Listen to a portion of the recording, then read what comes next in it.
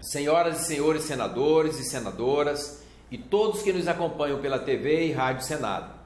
Tendo em vista a situação que Roraima tem enfrentado desde 2015 com a imigração em massa de venezuelanos e aproveitando a discussão da PEC dos fundos enviada pelo governo federal, apresentei uma emenda criando um fundo específico para atender justamente os estados que sofram com esse tipo de imigração. A chegada de milhares de refugiados em território brasileiro gera um caos em setores como educação, saúde e segurança pública, e os estados e municípios fronteiriços ficam com suas finanças totalmente em desequilíbrio.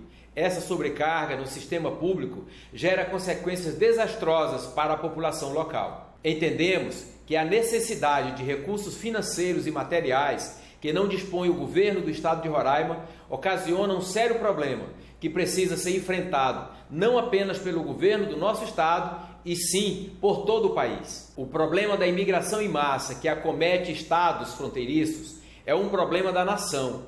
Não podemos castigar estados que não possuem infraestrutura adequada a arcar com uma situação dessas sozinhos.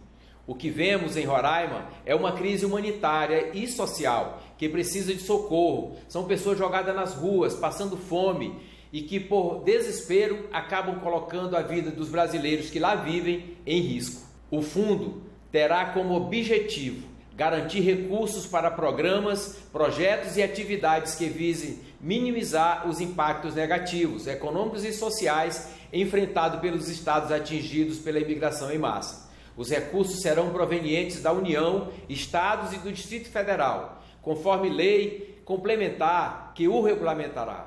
A administração dos recursos será gerida por um conselho gestor com participação de um representante de cada um dos estados e um representante da União, que exercerá a presidência do conselho. Acreditamos que vamos contar com o apoio e a sensibilidade da maioria dos senadores do Brasil para aprovar a medida criando esse mecanismo permanente para enfrentar crises migratórias que podem vir a afetar não só Roraima, mas outras unidades da federação.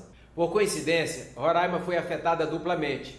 Primeiro pela imigração em massa e depois pela crise gerada pelo coronavírus. Já contabiliza mais de 300 casos no estado de Roraima e 70 deles são membros da Operação Acolhida das Forças Armadas que cuida da imigração dos venezuelanos no nosso estado. Vamos acompanhar a tramitação dessa proposta e nos esforçar para que seja aprovada o quanto antes. Muito obrigado a todos.